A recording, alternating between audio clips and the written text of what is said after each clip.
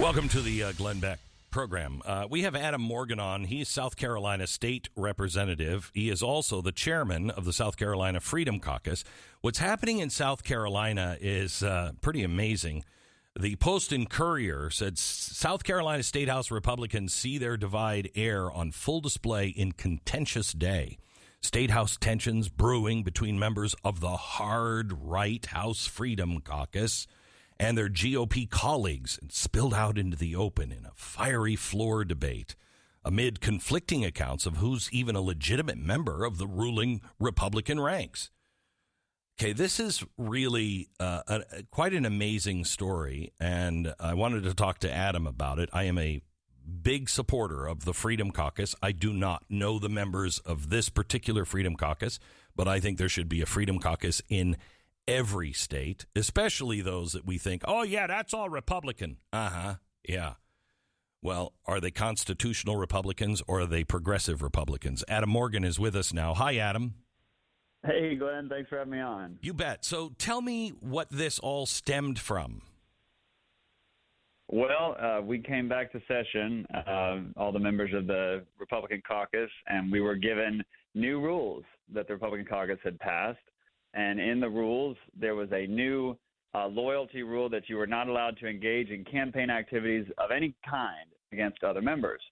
And there was now a signature line on the rules, which has never been there before, that basically is a promise that we will agree to abide by, adhere to, and comply with these new rules that just kind of came out of nowhere. And my members, as you mentioned in the Freedom Caucus, were just not going to do that. You wouldn't say Jawohl, mein Führer, and make sure that you didn't step out of line with the party? Wow. Absolutely not. And I think the most shocking part is we told them before the rules were adopted, we said, look, this is nuts. Our people in our districts are going to go nuts. We're not going to willingly sign away our First Amendment rights. Like, you literally put a pledge in this. This is awful. We're not going to sign it. We can't sign it in good conscience. And they ignored it, didn't fix it, forced the rule change, and kicked us out of caucus. Wow. Okay. All the most conservative members, the hard right, as you read earlier, which I'll wear that as a badge of honor. Yeah, me too. So let me let me make sure that I understand. You went in, and they said everybody has to sign this loyalty pledge. Is that what they called it? No, okay. They're saying, of course, the words, no, it's just just an agreement to abide by rules. Right. But and the rules were, you have to sign it on your honor. Right. And so you had to sign it, and if you signed it, if there was somebody who was just sucked as a Republican and was a huge progressive Republican, you couldn't speak out against it. You couldn't help mention names that were running against that person or support them. Do I have that right?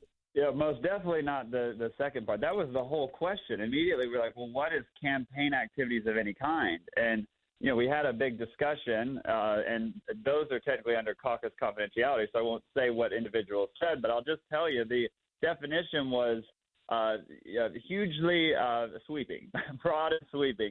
And, yeah, you cannot criticize in a way that would make people want to, vote against a member. You absolutely cannot endorse if a great conservative challenger comes in. And think about this. If a Republican suddenly comes in and says, we want to defund the police, we want to, go to, third trimester abortions, all that kind of stuff. None of us, not a single member who, signs that pledge can go out and call that person out and say they need to be removed, we need a great challenger, or if their challenger runs, you can't endorse them, or you can get kicked out of the Republican caucus in South Carolina. So one of the things you guys expected was that they were going to come back right away when they call the House into session.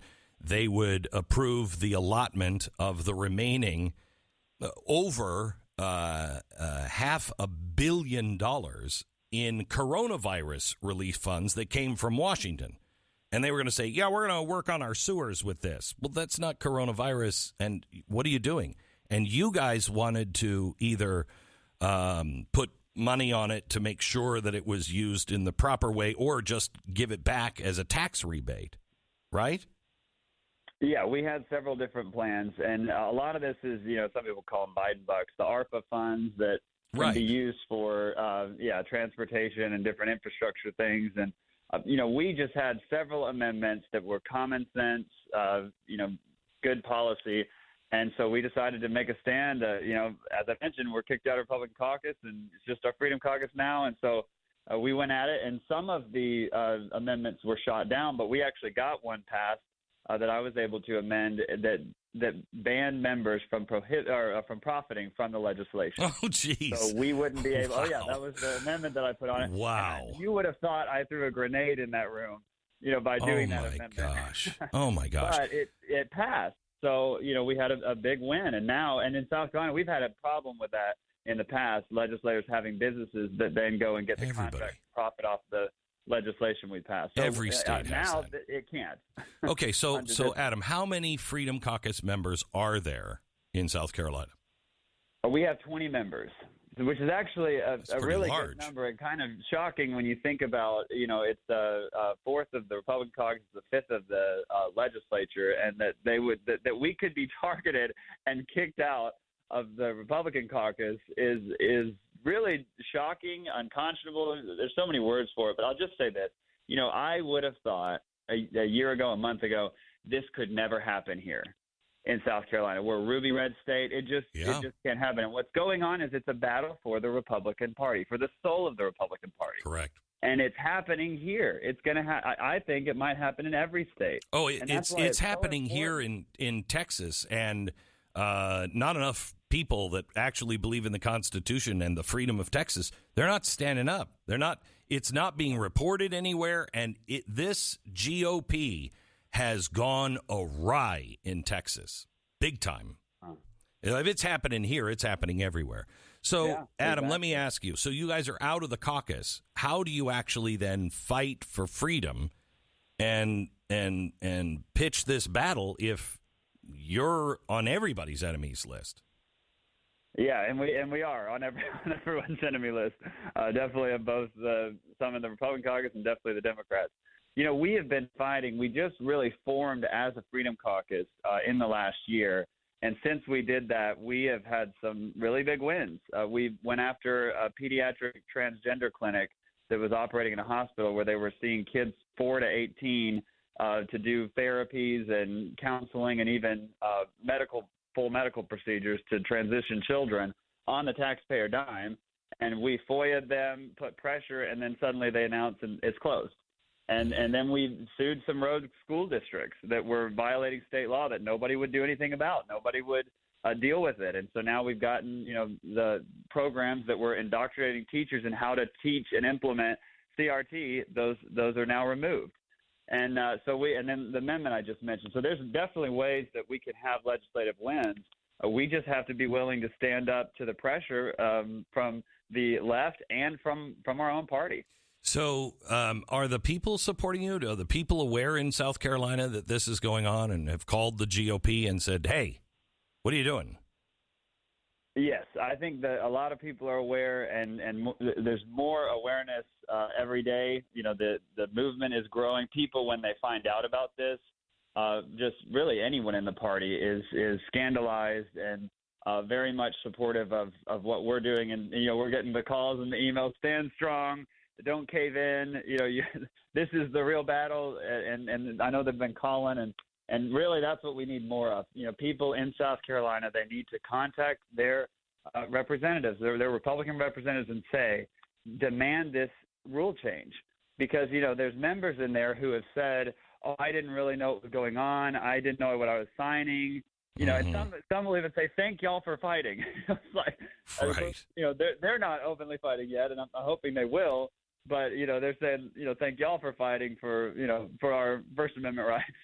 And so, I'm hoping that the members, because there are still some conservatives in the room, that they will stand up and demand this to be changed, because that's what's got to happen. It's got to be the members that are in there. And tell me why they didn't want you to post any image of the House electronic voting board. Yeah, that one is a bit of a mystery. One of the House leadership even used that in a speech, saying that we should, before we post, we need to search our hearts and basically acting as though it's a bad, negative thing for us to go and inform the electorate about the votes, that are going on in the House, because it makes other members look bad. And I don't think I really can defend that. That's so ludicrous to me.